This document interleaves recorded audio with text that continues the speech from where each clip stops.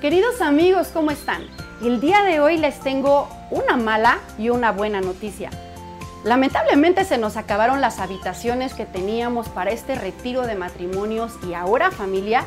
Sin embargo, ¿qué crees? Traigo una noticia maravillosa. El Hotel Iberoestar nos acaba de abrir nuevas secciones ahora en el Paraíso Beach y en el Paraíso del Mar para que tú y tu familia puedan acompañarnos en este gran retiro.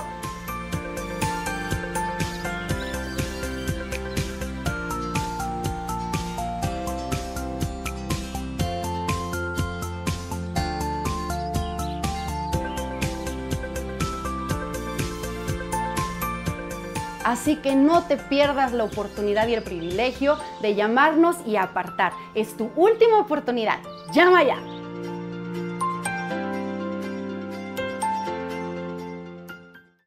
Queremos anunciarles con mucho gusto que tenemos ya disponibles más de 2000 conferencias en audio y video, en memoria USB y en descarga también, tanto el Antiguo como el Nuevo Testamento y diversas series más. Les recomendamos y les sugerimos que las adquieran. Serán de enorme bendición para todos que están apasionados por la verdad y que aman las Sagradas Escrituras. Me da mucho gusto poder anunciar mi nuevo libro titulado El Anticristo, un libro que contiene realmente información bíblica, desde luego, como de dónde surgirá el Anticristo, quién va a ser el Anticristo, si va a ser un sistema o un ser humano, y poder llegar a un punto donde nos convertamos en esclavos de este hombre que surgirá en el Medio Oriente. Les invito a que lo lean, estamos seguros que va a ser de muchísima edificación para todas sus vidas.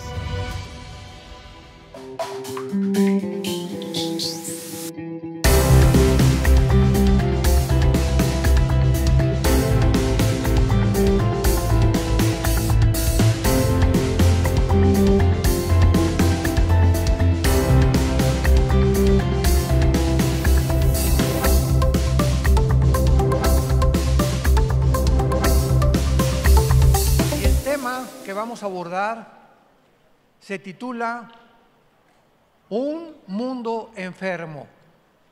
Un mundo enfermo. No cabe duda, damas y caballeros, que en los últimos, podríamos decir, 5 o 10 años, hemos sido testigos que parece que la naturaleza se está viniendo contra los seres humanos.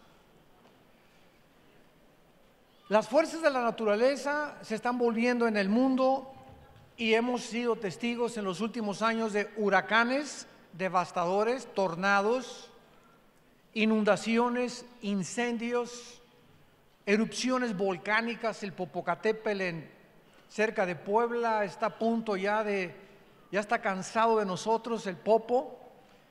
Terremotos, tsunamis, etcétera, etcétera. Y la pregunta que nos podemos hacer es, ¿qué le está pasando al mundo? Bueno, siempre ha habido terremotos, siempre ha habido erupciones volcánicas, siempre ha habido fenómenos de la naturaleza de este tipo, pero nunca se habían conjugado tantos al mismo tiempo. Y una de las evidencias más grandes de que el planeta Tierra se encuentra enfermo, parece que ahorita sí nuestro planeta tiene una bronquitis o una neumonía aguda, son los cambios climatológicos. Cuando ya la primavera no es primavera y en el invierno ya no es invierno, y cuando debe haber calor hay frío y cuando debe haber frío debe de haber calor, nos damos cuenta que los ciclos de la naturaleza nos indica que verdaderamente la ecología del planeta Tierra se encuentra en gravedad. Y la Biblia nos da respuestas muy claras. Es este libro que tengo en mis manos, el primer libro en haber sido impreso en la imprenta de Gutenberg, el primer libro que se tradujo en la historia a más idiomas y a más dialectos que cualquier otro volumen de literatura en las millones de bibliotecas que están alrededor del mundo. El libro que contiene los registros más antiguos de genética, de química, de física, de antropología, de paleontología, de arqueología y de la disciplina académica que tú me quieras mencionar. No existen en los libros sagrados ni el Popo, ni el Tripitaka de Buda, ni los Vedas de los persas, el que tú me quieras mencionar, el Corán del Islam. No existe un libro ni siquiera que se atreva a comparar los registros históricos, geográficos, etcétera, etcétera, que contiene la Biblia con cualquier otro libro que tú quieras presentarme.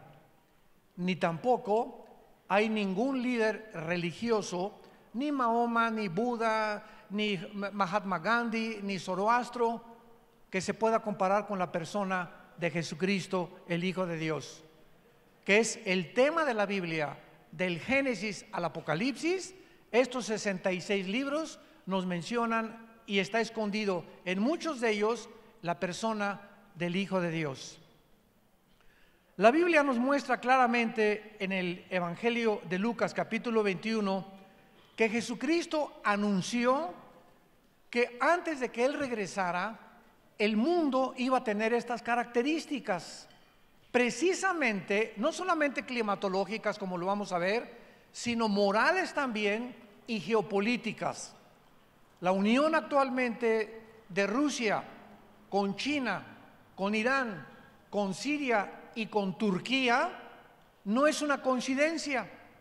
Estas 5 naciones que encontramos ahorita unidas, se profetizó hace 2600 años en Ezequiel capítulo 38, que estas naciones, cuando no existían, ¿y cómo podemos determinar qué eran ellas? Por la zona geográfica en la que la Biblia las ubica. Por ejemplo, Rusia ubica la Biblia como el nombre de Magog, porque los magogitas son los que vienen de los godos, de los escitas, y es la región que ocupa exactamente geográficamente las 15 repúblicas en las que se dividió Rusia en 1991.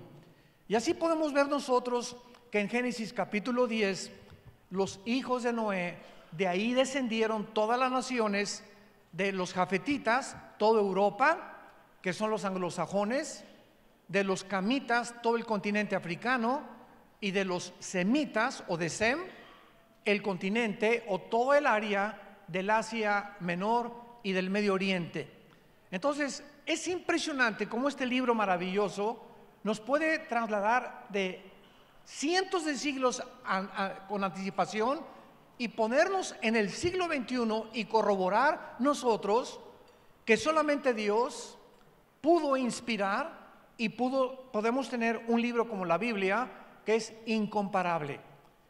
No hay ningún sistema de filosofía, no hay ninguna ideología humana que la Biblia no haga pedazos. Destruye cualquier sistema de pensamiento que el ser humano ha desarrollado a través de los siglos. Y así podemos nosotros darnos cuenta claramente de que nos encontramos con la verdad.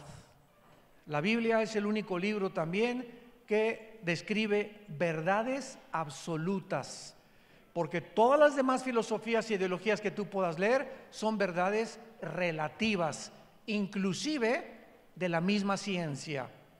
Dice en Lucas capítulo 21, versículo 9, Cristo está hablando: cuando oigan de guerras y de sediciones, o sea, de tumultos y de insurrecciones en las naciones, no se alarmen, porque es necesario que estas cosas acontezcan primero, pero el fin no será inmediatamente. Entonces les dijo: se levantará nación contra nación y reino contra reino. Y esto, damas y caballeros, no se cumplió hasta el siglo XX.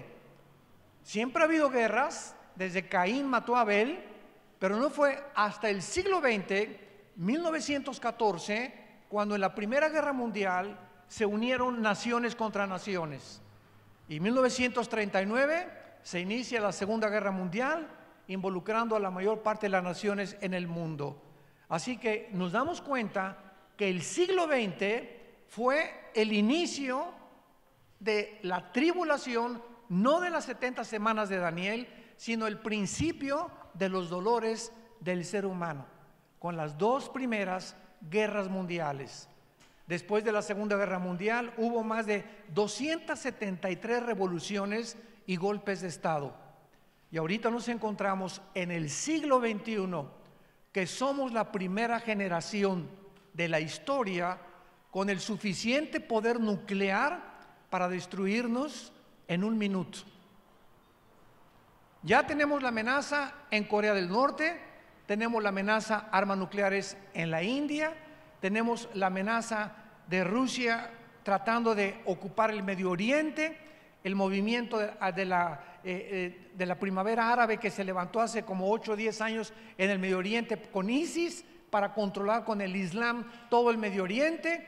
Estados Unidos ahorita está en tensión ya con la Guerra Fría con Rusia, y estamos en un punto ahorita tan difícil donde creemos, ¿verdad?, la mayor parte de los que estudiamos las profecías bíblicas, que tal vez Venezuela se encuentre en medio del conflicto. Ahorita sabemos nosotros que se juntaron Europa, la Unión Europea, con Estados Unidos para apoyar a otro presidente en Venezuela contra otro dictador. Pero ¿qué es lo que impide ahorita que se acabe esa dictadura y que entre un nuevo gobierno? Una invasión armada militar. Y para que esto suceda, se enfrentarían dos potencias, Rusia y Estados Unidos. Y si esto se lleva a cabo en los próximos días o semanas, nos enfrentamos a una guerra nuclear de proporciones mundiales, donde de acuerdo al cuarto sello del Apocalipsis, moriría casi una cuarta parte de la humanidad. Por eso no se ha hecho nada, y por eso hay una tensión simplemente, ¿verdad?, en la que la única forma en la que se pueda liberar esta nación es a través de una intervención militar. No se ha llevado a cabo por las consecuencias tan terribles en las que se hundiría el mundo antes de que Cristo regrese. Esto es solamente un ejemplo de lo que Jesús dijo: oirán de rumores de guerras. Y es lo que estamos oyendo, los tambores de guerra se oyen en el mundo entero. Muy bien, el libro de Isaías capítulo 24 nos describe hace, apúntenlo, 2700 años. Este libro fue escrito hace 2700 años por el profeta Isaías. Y este libro se encuentra y se descubrió en 1948 en los rollos de Qumran, en el Mar Muerto. Y si tú vas a Jerusalén, ahí en el Museo del Holocausto se encuentran los originales, los papiros escritos en arameo y en el hebreo del libro de Isaías, tal como lo tenemos en la Biblia. Así que cuando hablamos de la Biblia y citamos lugares geográficos, hablamos de ideologías, de sistemas de pensamiento, de nombres de reyes, de nombres de príncipes, de nombres de gobernantes, no estamos especulando ni hablando de Alicia en el País de las Maravillas. Estamos hablando de historia, estamos hablando de geografía, que la arqueología ha corroborado y ha comprobado que las regiones, los lugares, los presidentes, los nombres que están escritos en la Biblia forman parte de la historia. Así que no venimos a cuentos de hadas, venimos con un libro sobrenatural. Veamos lo que el profeta hace 2700 años profetizó, cómo iba a acabar el mundo y las razones por las cuales el mundo, síganme con mucho cuidado, se encuentra en las condiciones en las que se encuentra actualmente. Dice así comienza este capítulo: He aquí Jehová vacía la tierra y la desnuda, trastorna su faz y hace esparcir a sus moradores. Vemos en primer lugar que es Dios mismo el que está a punto de juzgar el mundo. ¿Por qué? Porque somos agentes morales responsables. Damas y caballeros, nosotros no venimos del chango, ni de tu tía la chita. No venimos ni somos el resultado de un proceso evolucionario fortuito o accidental. Cuando en 1954 los doctores Watson y el doctor Crick les dan el premio Nobel de Medicina por descubrir el ADN, el ácido desoxirribonucleico, que es el que está impreso en cada una de las billones de células que el cuerpo humano tiene, el 63% de los científicos ateos dejaron el ateísmo, simplemente porque la genética nos demuestra y nos comprueba que es imposible que una especie tenga una mutación hacia otra especie. O sea, un perro jamás será un gato, un hipopótamo, un dinosaurio, un camello jamás será un león, un caballo jamás será del ganado vacuno o equino o un caballo, por la genética del ADN. Entonces, biológicamente se demuestra, ¿verdad?, las mentiras que se creyeron durante casi un siglo y que se siguen enseñando en las universidades, que venimos de chita. Pregúntale a tu maestro a quién se parece su abuelita. La mía era muy bonita. No era oaxaqueña, pero era también bonita, ¿verdad? Entonces, es increíble que el ser humano haya creído tantas mentiras para que podamos nosotros concluir de una forma irracional, porque la segunda ley de la termodinámica también contradice la evolución y contradice que el universo haya sido hecho de repente como un accidente y que el universo era eterno, cosa que también ya completamente descartaron los libros de la astronomía. Entonces, la Biblia dice que tú y yo somos agentes morales, no somos animales. No venimos de los animales, somos hechos a la imagen y semejanza de Dios. Y como tales, tú y yo somos responsables de cada acción que hayamos cometido. Y el mensaje glorioso de la Biblia es que como somos todos pecadores y no hay nadie que haya guardado los 10 mandamientos, nadie más que Jesucristo, el mensaje de la Biblia es que un hombre hace 2000 años paga por nuestros pecados, que es Dios mismo hecho en la carne, para decirnos que nuestro pasado puede ser borrado si creemos en el sacrificio que Él hizo en la cruz del Calvario. ¿Qué mensaje tan glorioso necesitamos los que estábamos lastimados de nuestra conciencia del pasado?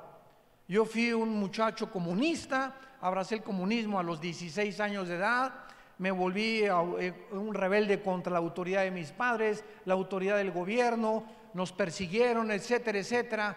Me puse a estudiar la dialéctica materialista, a Hegel, a Marx, etcétera, etcétera, porque creía que estas ideologías gubernamentales o filosofías era la solución para la repartición de la riqueza, para acabar con las injusticias. Y no hay ningún sistema, damas y caballeros, humano que acabe con la pobreza y que acabe con la prostitución, que acabe con los problemas inmorales. Simplemente vivimos en un mundo en descomposición. Y el mensaje es: vengan a la cruz aquellos que quieran ser salvados, porque el barco se está hundiendo. Muy bien, en el libro de los Hechos, capítulo 17, los apóstoles, cuando comenzaron a predicar la resurrección de Cristo, este fue el mensaje de los apóstoles en el primer siglo de la era cristiana. Dice el versículo 30: Dios, habiendo pasado por alto los tiempos de esta ignorancia, ahora manda a todos los hombres en todo lugar que se arrepientan. En esta mañana Dios no te está sugiriendo, Dios te está ordenando que dejes el camino que tú llevas en esta mañana. O por lo menos muchos han entrado por esa puerta y se encontraban en un camino equivocado. Y Dios te ha traído a esta conferencia para que reflexiones y sepas que tú no puedes seguir en el adulterio. Tú no puedes seguir fornicando con tu novia y con tu novio. Tú no puedes seguir transando y defraudando a la gente. Tú no puedes seguir en un camino donde tarde o temprano las consecuencias las vas a recoger. Y la mayor parte de las veces son consecuencias muy, muy amargas, desilusionantes, que pueden transformar tu identidad, tu familia y tu mismo trabajo. Dios manda ahora a que el ser humano se arrepienta de sus pecados. El arrepentimiento es ir caminando por un lado y el arrepentimiento es darte la vuelta en 180 grados y caminar en dirección contraria. Y nadie lo puede hacer si no tiene a Jesucristo en su corazón. Primero tienes que abrirle tu vida a Jesucristo para que Él te dé el poder de volverte en dirección contraria y te convenza de que realmente hay caminos que parecen derechos, pero su fin es camino de muerte. Esto nos habla claramente, ¿verdad?, de que ahora Dios manda a todo el mundo que se arrepienta, y dice el versículo 31, ¿por qué? Porque Dios ha establecido un día en el cual te juzgará.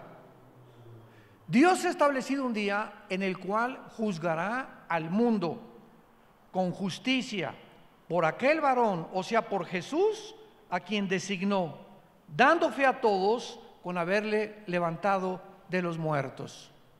Regresamos a Isaías 24 y dice el versículo 2, y sucederá como al pueblo, como al sacerdote, como al siervo, como al amo, como a la criada, como al ama, como al que compra, como al que vende, como al que toma prestado, como al que da logro, así al que lo recibe. En segundo lugar, será un juicio universal.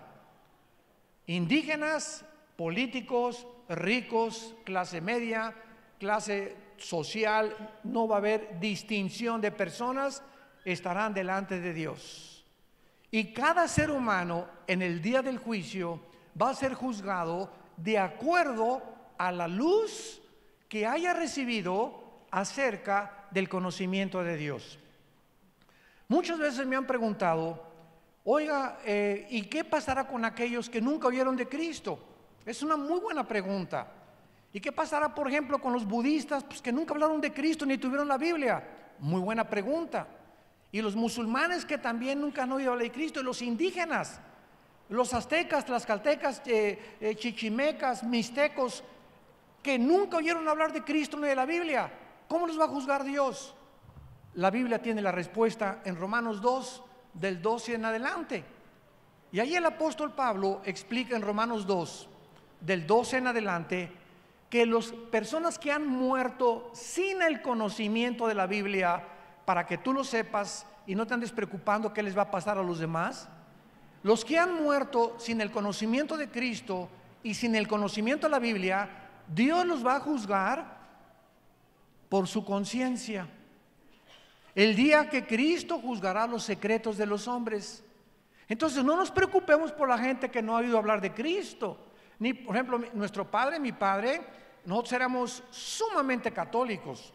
Yo quería a los 12 años ser cura y estuve en el seminario salesiano durante casi un año y haciendo el noviciado aprendí un poco de latín, era a monaguillo y yo quería abrazar el sacerdocio, era muy místico de niño, etcétera, etcétera.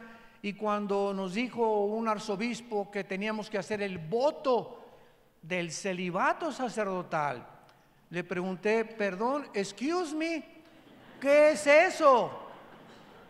Y me dice, a esa edad que yo tenía 13 años, es que ustedes tienen que hacer un voto que no se pueden casar jamás. Y recuerdo que esa misma tarde, estábamos en Acapulco en el seminario, ahí en la colonia Costa Azul, pasó una güerita en una bicicleta, muy parecida a mi amor.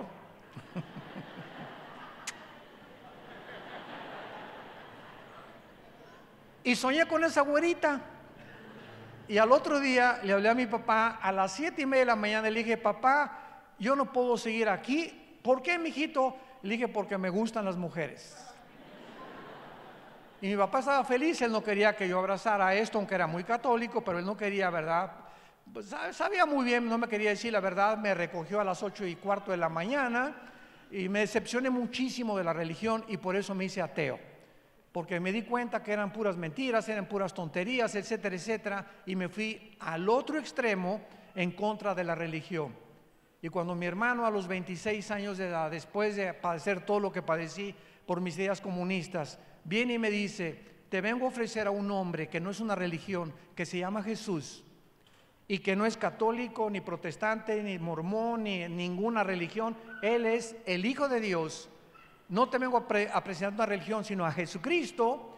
Comencé a leer el Evangelio de Juan, y cuando llegué a Juan 14, versículo 6, cuando Jesús dijo: yo soy el camino, la verdad y la vida, no dormí en toda esa noche, porque me acordé de Buda. Antes de morir, Buda dijo: busquen la verdad. Nunca dijo que era la verdad. Mahatma Gandhi, un hombre que a través del pacifismo evitó que los ingleses conquistaran la India. Y Zoroastro, y así me fui con todos los líderes. El Che Guevara, tenía una foto del Che Guevara así grandísima en mi cuarto, ¿verdad? Me di cuenta el pobre hombre cómo murió en Bolivia, cómo fracasó la extensión del comunismo cubano en Sudamérica, cuando él con 4, 5, 6 hombres se encaminó para allá. Yo estaba a punto de irme a entrenar ya en las guerrillas urbanas, y todas estas cosas, cuando oí de Jesucristo, caí de rodillas y le pedí que entrara a mi corazón. Me encontraba en un estado de existencialismo impresionante, y me di cuenta, ¿verdad?, que yo no podía luchar contra Dios, que si yo amaba la verdad y me quería apasionar por algo, sería con Jesús. Y le prometí a Dios que yo quería ser un apasionado de la verdad, levantar este libro y dedicar mi vida, la corta vida que Dios nos ha dado, a decirle al mundo: Jesús vive, arrepiéntete de tus pecados.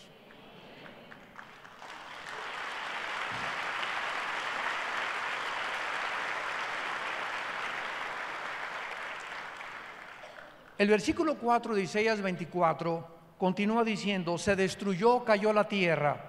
Recuerden, esto fue escrito hace 2700 años. Se destruyó, cayó la tierra. Enfermó, cayó el mundo. Enfermaron los altos pueblos de la tierra. Y la tierra se contaminó bajo sus moradores. Porque vean las 3 razones del juicio de Dios contra este mundo. Número 1, traspasaron las leyes. 2, falsearon el derecho.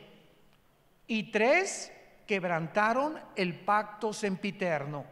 Por esta causa, la maldición consumió la tierra y sus moradores fueron asolados.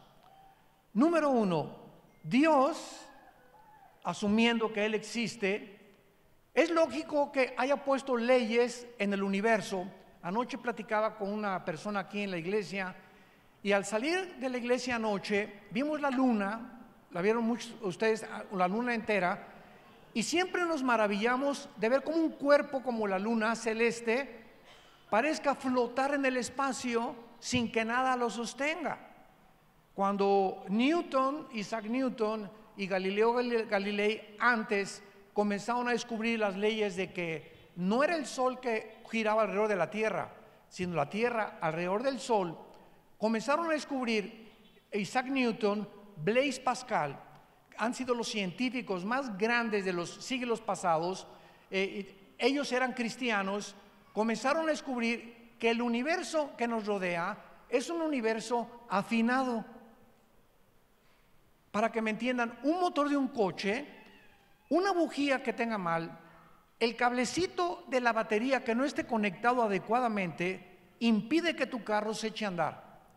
Un motor es un diseño mecánico de la ingeniería mecánica automotriz, en el que todas sus partes tienen que trabajar en conjunto. La bomba de la gasolina con las bujías, con la batería, etcétera, etcétera. Y basta una de esas piezas que no funcione para que el motor deje de funcionar.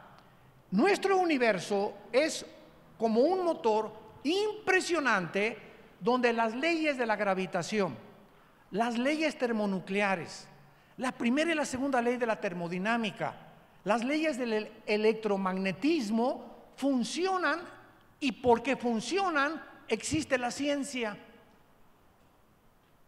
¿Por qué existe la ciencia? Porque la ciencia se basa en la observación de los fenómenos. Y un científico tiene que ver, observar, tiene que tomar nota y tiene que comprobar después de que eso es constante para que sea científico. Y si no se puede corroborar ni observar, nada puede llamarse científico. Por eso la teoría de la evolución es teoría, porque no se ha observado en más de un siglo que Carlos Darwin la postuló en su libro El origen de las especies, que hay una mutación entre una especie y otra especie. Le llaman el eslabón perdido. Hay la macroevolución, pero no la microevolución. Entonces, un perro puede nacer sin cola o puede ser chihuahueño, grandanés, pastor alemán, etcétera, etcétera, pero son caninos. Los caballos son ponis, son percherones, caballos árabes, cuarto de milla, pero son equinos. Hay vacas y hay toros cebú, toros de lidia, etcétera, pero pertenecen al ganado vacuno. Son especies que se reproducen y tienen cambios entre ellos, chiquitos, grandes, pero pertenecen a esa especie. Pero no se ha corroborado la mutación de una especie a otra especie. Señores maestros de la universidad que nos acompañan, y esta es la razón por la cual es una teoría que es irracional contra las leyes de la biología y de la física de los últimos descubrimientos. Entonces vemos claramente, ¿verdad?, que Dios puso leyes morales, y dice la Biblia, en primer lugar, falsearon, traspasaron las leyes. Dios ha puesto una frontera o una barrera moral porque somos agentes morales. Y así como hay leyes cósmicas, la Biblia nos da las leyes de ética, de conducta y de moral de Dios. Y cuando tú traspasas esas leyes que Dios ha puesto para que no nos crucemos al otro lado, ¿cómo se llama? Cuando te pasas en la calle la luz roja. Se llama transgresión. Has transgredido las leyes de tránsito de la ciudad de Oaxaca. Y si te veo en la policía, te dan un ticket inmediatamente, porque estás yendo más allá de lo que las leyes te permiten no ir. Entonces Dios ha puesto leyes morales, y una de las leyes es precisamente el matrimonio. Y Dios dice, cuando tú te cases, no traspases las leyes. El sexo se usa nada más dentro del matrimonio. No le hagas caso al sexólogo, ni a la doctora Corazón, ni al psiquiatra, ni al psicólogo que no son cristianos, porque la única autoridad sobre el sexo, cómo debe ser usado, es Dios. Él es el que nos los dio como un derecho, como un regalo maravilloso, precioso, lindo, etcétera, etcétera, dentro del matrimonio. Y cuando traspasamos las leyes y comenzamos a usarlo fuera de las formas en las que Dios lo estableció, nos volvemos culpables delante de Dios. La Biblia le llama el pecado de la fornicación. Y dentro de la fornicación es sexo antes de casarte, bestialismo, sexo con animales. Dentro del matrimonio, adulterio con una persona que no es tu esposo o tu esposa, hombre con hombre, mujer con mujer. Y hay una depravación actualmente en el mundo donde Dios dice, ya estoy hasta acá, basta. Si la humanidad sigue como está ahorita, se van ellos mismos a autodestruir. Hemos falseado el derecho. Pero además de ese derecho, hay derechos civiles. Señores abogados que nos visitan, antes de Atenas y antes de Roma, les quiero comunicar, si no lo sabían, que los atenienses y los romanos no inventaron el derecho. Las leyes y los principios del derecho y de las leyes para gobernarnos civilmente vienen de este libro de la Biblia. Escuchen, por ejemplo, en el libro de Deuteronomio, en el Antiguo Testamento, capítulo 1, lo que Dios le dijo a Moisés cómo gobernar y que lo escuchen ahorita los agentes del Ministerio Público, los senadores que nos están escuchando, los gobernantes, los presidentes, los diputados, los presidentes municipales y todos aquellos hombres y mujeres que se encuentran ejerciendo el derecho civil a favor de los pueblos. Miren lo que la Biblia dice, Deuteronomio capítulo 1, versículo 16 en adelante. Dios le dice a Moisés, número 1, no hagan distinción de personas en el juicio. Así al pequeño como al grande van a oír. No tengan temor de ninguno, porque el juicio es de Dios. Y la causa que os fuere difícil, la traerán a mí y yo la oiré. Desde entonces, desde este libro, el símbolo de la abogacía es una mujer con los ojos vendados. Todos ustedes que son abogados lo saben, con una espada y con una balanza. ¿Qué representa esta mujer? Representa en primer lugar que los que van a ejercer el juicio se venden los ojos y no vean si es rico o si es pobre al que se le está juzgando. Porque si tú juzgas porque la persona tiene dinero y la persona no tiene dinero, has violado y has falseado el derecho. Y eso Dios lo castiga severamente. Número 2, la espada representa la justicia. La justicia tiene que ser ejercida y tiene que ser llevada por el Estado de derecho, porque si no hay justicia en un pueblo, no puede un pueblo ser gobernado. Cuando hay personas que bloquean las carreteras o las autopistas y el gobierno no hace nada, ese gobierno ya no está gobernando, afectando a terceras personas. El gobierno tiene que usar, desgraciadamente, el uso de la fuerza y de la violencia para ejercer el Estado de Derecho cuando es necesario. Y en un caso así, se manda a granaderos, o se manda a gases lacrimógenos, o se manda a militares, pero nadie puede atreverse a bloquear los caminos federales sin que nadie del gobierno los interrumpa. Cuando hay manifestaciones y se les permite tener manifestaciones y bloquear las calles a las personas, el gobierno ha dejado de gobernar. Porque para eso es el Estado de Derecho. El gobierno tiene que garantizarnos a todos los ciudadanos en todas las naciones del mundo nuestra libertad, nuestra seguridad y el Estado de Derecho. De ahí viene lo que se deriva, que se fundó en 1949 como los derechos humanos. La Biblia dice, falsearon el derecho. Hemos llegado a un punto donde la corrupción de los gobiernos no tiene nombre en el mundo entero. Ya no se juzga con justicia, ya no se juzga con derecho. La corrupción es como un microbio, como una ladilla, ¿verdad? Que comienza a crecer, a crecer, a crecer, a carcomer, a carcomer, a comer, hasta que descompone el carácter de los seres humanos. Y claro que nosotros como pueblo llegamos a un punto, ¿verdad?, donde decimos, basta, queremos justicia, queremos equidad, queremos libertad. En segundo lugar, dice la Biblia que no solamente se han traspasado las leyes y falseado el derecho, y el más grave mandamiento por el cual Dios va a juzgar a la humanidad, lo dice el versículo 5, quebrantamos el pacto sempiterno. Damas y caballeros, ¿saben ustedes cuál es, santos de Dios, el pacto sempiterno? El pacto sempiterno, o sea, que es eterno y que es inviolable, es el matrimonio. El matrimonio es la institución más santa, más sagrada, la más grande que Dios ha establecido antes de los gobiernos civiles, de los estados, de los patriarcas, de las escuelas, antes que cualquier cosa en la creación humana. Dios estableció el matrimonio como el fundamento de las sociedades.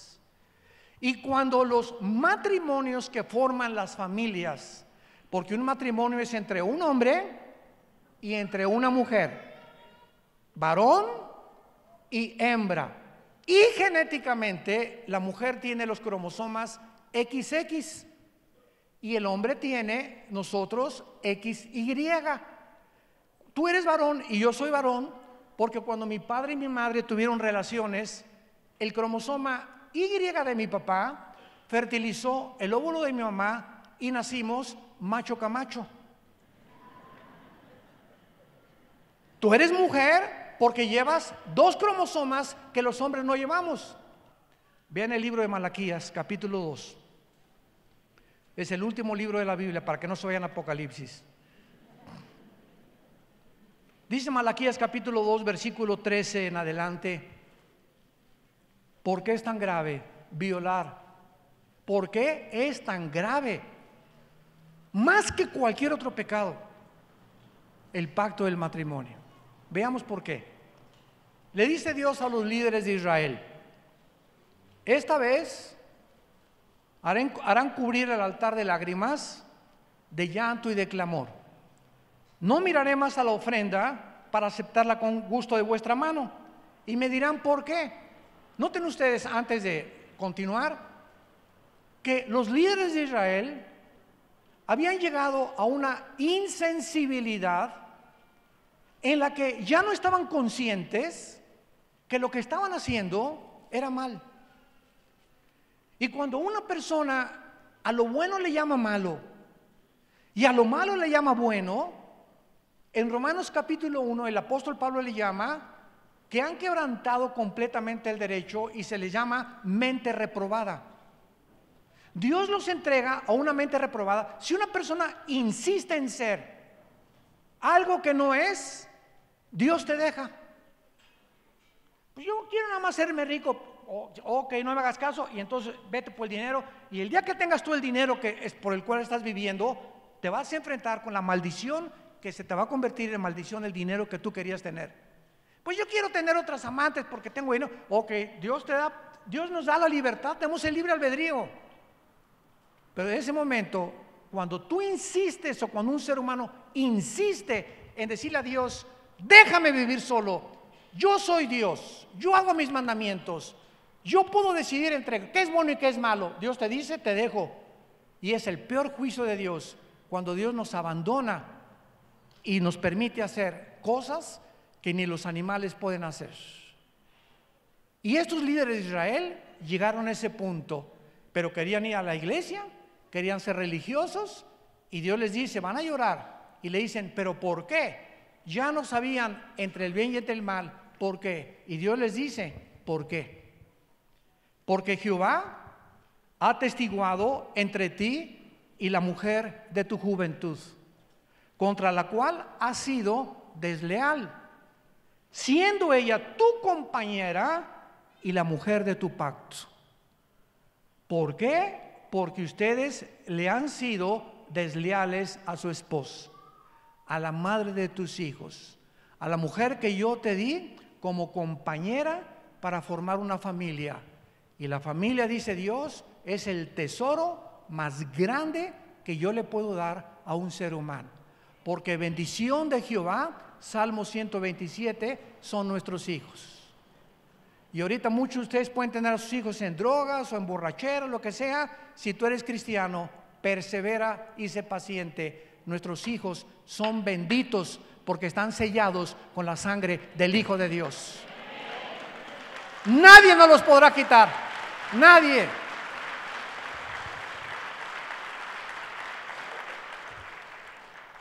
Esto me impresionó tanto hace algunos años que me puse a investigar la etimología o el significado de la palabra que se usa aquí, desleal, que es la palabra o el adjetivo que usa Dios contra los hebreos. Y a los que les interese la palabra hebrea, bagad, con B de bueno, Baj, H-A y D de David al final, bagad. Escuchen lo que significa en el hebreo ser desleal: actuar encubiertamente, ser hipócrita, fraudulentamente, secretamente, tapar algo, engañar a tu pareja. Es cuando tú volteas a tu esposa y le dices: te amo. Y tú sabes que, mira, aquí está tu te amo. Los cuernos los traes ahí escondidos atrás. Estás actuando deslealmente, hipócritamente, porque tienes un amante hombre o un amante mujer. Y eso Dios lo ve. Delante de Jehová están los caminos del hombre, Proverbios capítulo 6, y Él te hará pagar todas tus veredas. Tus pecados, dice la Biblia, te alcanzarán tarde o temprano. Y el problema es que estos pecados siempre nos alcanzan en el área de la psique, de la mente. El pecado distorsiona la visión de Dios, el pecado bloquea al Espíritu Santo, el pecado nos impide, nos perdemos la brújula, perdemos el rumbo, hasta que llegamos al punto que creemos que estamos bien. Y ese es el último punto donde lo que tú haces crees que está bien. Una canita al aire, dicen muchos. Ay, pues todo el mundo lo hace. Te comienzas a desensibilizar y actuar de una manera completamente irracional. Y siempre sabemos que cuando confesamos nuestros pecados, Dios es fiel y justo para perdonarnos y limpiarnos de toda maldad, porque la sangre de Cristo nos limpia de todos nuestros pecados. Y finalmente, vean ustedes la terminación de este capítulo tan tremendo, en que va a acabar el mundo, porque hace algunos años le pregunté yo a Dios, ¿a dónde tiene que llegar el mundo para que sea el colmo como Sodoma y Gomorra? Sodoma y Gomorra y las ciudades vecinas, Génesis capítulo 19, llegaron a un punto donde dice que desde los más pequeños hasta los de la tercera edad practicaban la homosexualidad. Y esto Dios tenía que destruirlo para la preservación y la continuidad de las sociedades. Es el principio de un jitomate podrido con 99 jitomates podridos, que tienes que sacarlo podrido para que los demás puedan comerse o ser comestibles. Entonces, cuando Dios ve que en una sociedad hay demasiada infección, es un acto de misericordia que Dios haya destruido a Sodoma y Gomorra con fuego y con azufre. Entonces yo le pregunté a Dios, ¿será que el mundo tiene que llegar otra vez a este punto de ebullición donde, como en un hoy express, estamos ya a punto de reventar las sociedades del mundo y el basurero en que estamos viviendo? Y dice finalmente la Biblia en el versículo 19 del capítulo 24 de Isaías: será quebrantada la tierra, enteramente desmenuzada, será conmovida, temblará como un ebrio la tierra, removida como una choza, se agravará sobre ella su pecado y caerá, y nunca más se levantará. En aquel día Dios castigará al ejército de los cielos en lo alto, y a los reyes de la tierra sobre la tierra. Serán amontonados como se amontonan a los encarcelados, y en prisión quedarán encerrados, y serán castigados después de muchos días. La luna se avergonzará y el sol se confundirá, cuando Jehová de los ejércitos reine en el monte de Sión y en Jerusalén, y delante de sus ancianos sea glorioso. Todos nosotros que hemos sido cambiados por el poder de Dios mediante la cruz, estamos esperando nuevos cielos y nueva tierra. Todo esto va a desaparecer. Ahora que cayó la famosa catedral de Notre Dame en París, impresionante que en 3 días se juntaron más de 17 millones de euros, y con los niños pobres en más de 10 años no se ha juntado ni un solo millón por una mugrosa catedral. Porque es lo que eso, la cultura, el arte, lo que tú quieras y mandes, pero es cemento y estatuas, y sí tienen un valor cultural, claro, y el arte es maravilloso, pero es increíble que el ser humano le ponga más énfasis a las cosas del arte que a nosotros mismos. Eso es lo que trato de decirles, a qué grado hemos llegado de desensibilización. En 2 días, 17 millones de dólares para levantar esta catedral, que cuando venga el Señor se va a acabar todos los edificios y todas las estatuas y todas las construcciones que nosotros hemos hecho. Y dice la Biblia que en aquel momento podremos saber que nuestra fe no fue en vano. Gracias le damos a Dios porque por medio de la resurrección de Cristo nos hizo renacer para una esperanza viva. Y en esta esperanza permanece tú hasta el final. Dios recompensa cuando perseveramos hasta el final, seamos fieles hasta la muerte. ¿Cuántos de ustedes en esta mañana quisieran entregarle su vida al Hijo de Dios? Inclinemos nuestra cabeza por unos momentos y ahí desde tu lugar, Dios te ha hablado a través de la Biblia.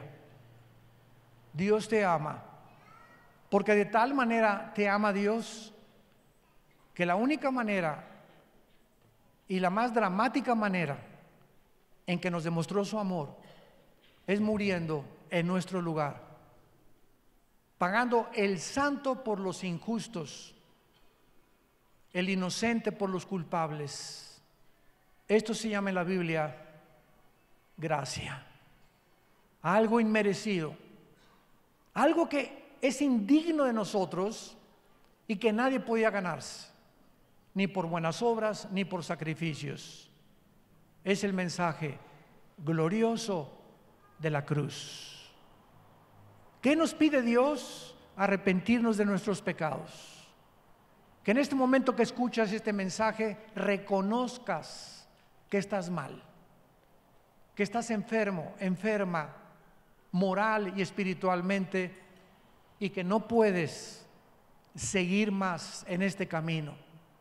Y que Él está dispuesto en este momento a entrar en tu vida, llenar tu corazón con el Espíritu Santo y darte el poder que nos ha dado a millones de personas en el mundo para que la corta vida que tenemos la dediquemos a Él, vivamos para Él y podamos hacer su voluntad. Lo único que tienes que decirle es estas palabras: Señor mío y Dios mío, te pido perdón por mi vida. He pecado contra ti. Creo que en esa cruz tu Hijo pagó con su sangre algo que yo nunca hubiera podido pagar, jamás, ni con ninguna religión, ni con buenas obras, ni con sacrificios. Él pagó en mi lugar con su muerte en la cruz. Y te pido, Jesús, en este instante, porque creo que a los 3 días resucitaste de los muertos, que entres a mi vida como mi Señor y mi Salvador. En el nombre precioso tuyo, Jesús, a quien te entrego mi vida incondicionalmente. Amén. Amén y amén. Gracias a Dios por este maravilloso libro, que es la palabra de Dios. Gracias a Dios por este libro. Gracias, Señor. Gracias por este libro maravilloso que Dios nos ha dejado. Gracias.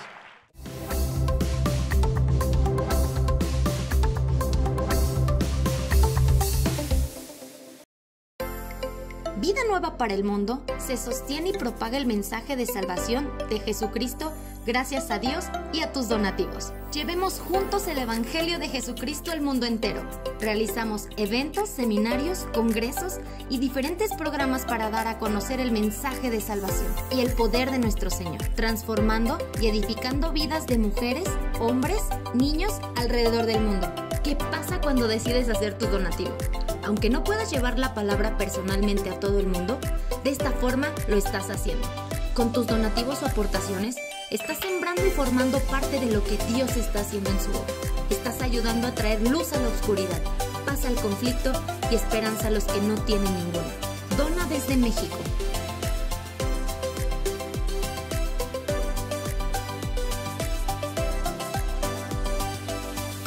Dona desde Estados Unidos.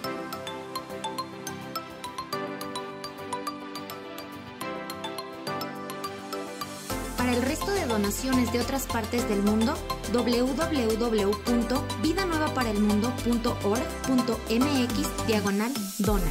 Estamos cumpliendo la gran comisión.